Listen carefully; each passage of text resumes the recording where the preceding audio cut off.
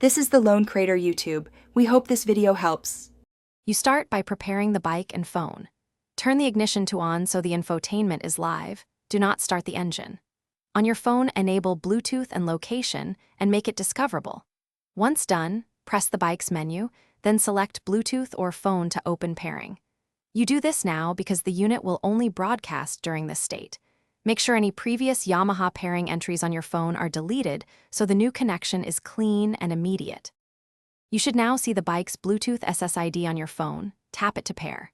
When a PIN appears, enter 0000 or 1234 if prompted, or accept the confirmation on both devices. This prevents accidental pairings. Next, you'll grant permissions. Accept calls, contacts, and media audio so navigation and streaming work through the bike. Once done, the display will show connected. Make sure the phone shows media and you finish by testing both music and calling functions. Play a song and make a short call to verify media and microphone routing. Adjust volume on the bike and phone.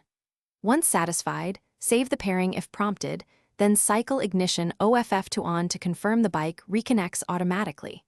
If it fails, restart your phone, remove the Yamaha entry and repeat pairing. Make sure phone firmware and Yamaha unit firmware are up to date. One key troubleshooting tip. Interference from other Bluetooth devices can block pairing, temporarily disable them.